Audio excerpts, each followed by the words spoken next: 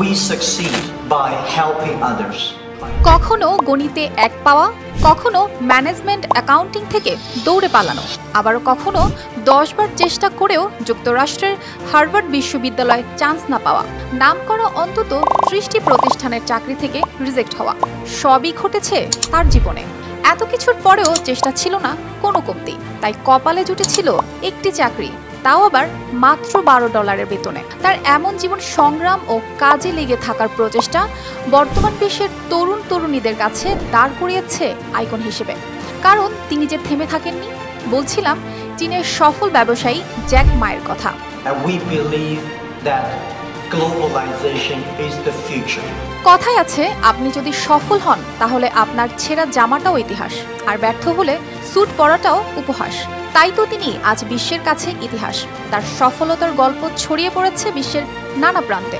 1964 সালের 15ই অক্টোবর চীনের দক্ষিণ পূর্ব অংশের হাংজুতে জন্ম এই কিংবদন্তি। ওই সময় জ্যাক মা ওরফে মা ইউন পরিবারের কাছে ছিল না খুব বেশি অর্থ, তাই খুব সংগ্রাম করেই বড় হতে হয়েছে তাকে। পড়াশোনায় বারবার ব্যর্থ হয়ে শুরু করেন প্রচুর অধ্যয়ন। অবশেষে তৃতীয়বারের প্রচেষ্টায় হাংজু টিচার্স ইনস্টিটিউটে ভর্তির সুযোগ পান। তিনি 1988 সালে স্নাতক শেষ করেই শুরু করেন চাকরির লড়াই, কিন্তু সেখানে একের পর এক চাকরির ইন্টারভিউ থেকে রিজেক্ট হন। চাইনিজ হয়েও পারতেন ইংরেজি, সে কারণে কপালে জুটে ইংরেজি শিক্ষকতার চাকরি। সেটিও সুযোগ পান বিদেশি কোনো এক পর্যটকের গাইড হওয়ার সুবাদে। ওই পর্যটকের সঙ্গে গড়ে ওঠে তার দারুণ বন্ধুত্ব। তিনিও তার নিকনাম তথা ডাকনাম দিয়েছিলেন জ্যাক। বিজনেস আইডিয়াটা তার মাথায় আসে 1995 সালে, যখন চীনা প্রতিষ্ঠানের অনুবাদক হিসেবে যুক্তরাষ্ট্রে ভ্রমণে যান। সেখানে তিনি প্রথম ইন্টারনেট ব্যবহার করে চীনা বিয়ার সার্চ করে দেখলেন বিয়ার নামক কোনো তথ্যই নেই, যা তাকে রীতিমতো অবাক করেছিল। তখনই তিনি চীনের জন্য ইন্টারনেট ভিত্তিক প্রতিষ্ঠান গড়ে তোলার সিদ্ধান্ত নেন, তবে দুবার ব্যর্থ হন।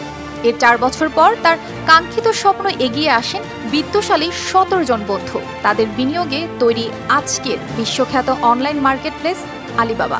1999 সালের দিকে সাইটটি খুব দ্রুতই মানুষকে আকৃষ্ট করতে শুরু করে, যার ফলে কোম্পানিটিতে যুক্তরাষ্ট্রের বিনিয়োগ সংস্থা গোল্ডম্যান স্যাক্স $5 মিলিয়ন ও সফটব্যাংক $20 মিলিয়ন বিনিয়োগ করে। সবকিছুই চলছিল ঠিকঠাক। জ্যাক মাও ছিলেন জনপ্রিয়তার শীর্ষে। 24 অক্টোবর 2020 হঠাৎ শুরু হয় তার ছন্দপতন। তারিখটি আলিবাবার জন্য এখনও কালো দিন হিসেবে স্বীকৃত। ব্যবসায়িক এক সম্মেলনে চীনা আর্থিক নিয়ন্ত্রক সংস্থার সমালোচনা করে বসেন জ্যাক।